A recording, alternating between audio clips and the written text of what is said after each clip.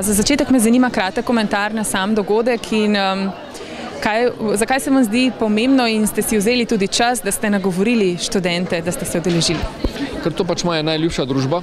Študentje, podjetniki, tisti, ki ustvarjajo nove ideje, nove rešitve. Tu se človek tudi v tej izmenjavi kaj nauči, naj si bo iz vprašanj ali pa iz izmenjave mnenj. In rad izmenjujem in delim svoje izkušnje z drugimi in prav tako dobim na ta način nek feedback, izpoznavam nove ljudi, nove talente, s katerimi morda pride tudi do kakšnega posla ali pa zaposlitve. Dejali ste, da Studio Moderna je game changer in ne nišni igralec. Od česa vse je to odvisno, kaj narekuje tako močno vlogo podjetju na globalnem trgu? Kot sem omenil, stara slika se podira, postavlja se nova slika, novi koncepti. Studio Moderna je tu zelo inovativna na tem področju, prenaša nove načine prodaje, nove rešitve v novih kombinacijah z številnimi talenti doma in iz sveta.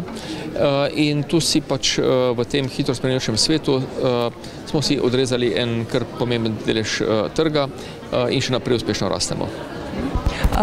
Kaj bi morda kot potencialnega človeka, ki bi ga zaposlili v vašem podjetju, kakšne vrednote, morda karakteristike bi moral imeti? Kar se vrednot tiče, so pomembne vse bazične civilizacijske vrednote. Vsem ostalim smo si lahko različni. Kar se tiče pa neke karakteristike, ki najbolj me pritegne, pa danes na prvo mesto bi postavil, kot pravi na Zahodu, challengerje. Tiste, ki se ne sprijaznijo z stanjem, ampak želijo stvari spreminjati in konstantno inovirati. Se pravi, tisti, ki v tem vidijo izziv v situaciji in se zavedajo, da treba pač igro spremeniti in ne samo pridno delati, pridno in marljivo delati in izpolnjevati neke obrazce dela, ki so obstajali prej. Se pravi, izzivalce. Za konec me še zanima, kaj sporočate mladim preko vaše zgodbe o uspehu in pa svojih izkušenj, da ste zgradili to, kar danes je vaše podjetje? Predvsem poskušam pokazati, da lahko tudi normalni ljudje uspemo, kajti, kot sem omenil in kot vedno povem, so bili moji pogledi na nekatere ključne proizvode in pa poslovne priložnosti negativni in ne pozitivni, so me kolegi prepričali, da sem zagrizil, situacija me je porinila v bistvu v to, da sem nekako moral sprejeti izziv in sem imel popolno drugačne poglede, napačne, ker sem izhajal iz stare logike, ker sem izhajal iz predhodnih izkušenj, ki niso se bali odgovora na nove izzive. Sreči nisem bil aroganten. Sem se motil, ampak nisem bil aroganten in potem sem se naučil.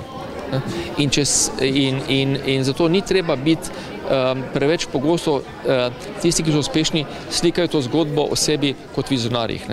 Nekateri so vizionarji, ki vidijo dejansko stvari naprej in jih morajo samo izpeljati. Ampak večina podjetij, ko sem srečal, so bili žrtve nekih priložnosti, ki so jih znali izkoristiti, nekih trendov, na katerih so rasli in so jih zajahali in se jim peljali ven. Se pravi, ni treba, da si vizionar, ni treba, da si turbogeni, veliko je priložnosti, na katerih lahko uspeš. Če razmišljam malce kreativno, če znaš trdo delati in pa tudi, kot sva na začetku rekla, bazične vrednote so zelo pomembne, kajti igra se spreminja in vse bolj postajamo dejansko odvisni od naših partnerjev, ne si poslovnih, od naših kupcev, kajti če ne bomo znali izpolnjevati in dejansko živeti tistega, kar obljubljamo, ne bomo bili relevantni za naše poslovne partnerje, ne si bo končni kupci ali pa biznis. Kaj je vaša vrednota? Pravim, vse temeljne civilizacijske vrednote, to je tiste bazične vrednote, poštenje, delo, delitev, bom rekel, z drugimi, so tiste, ki pač so najbolj pomembne in katerim je treba slediti in na njih vztrajati in so pomembna valuta v današnjem svetu, v svetu, v katerem pogodba, formalne stvari ne funkcionirajo več tako, kot so včasih funkcionirale in danes z zaupanjem, ki ga ustvariš tako pri končnih kupcih ali pri poslovnih partnerjih, lahko zelo hitro napreduješ in hitreje gradiš nove stvari, kot če moraš se zavarovati z stotinimi papirji pogodb in pa odvetniki. Najlepša hvala, srečno in uspešno vam želim še naprej.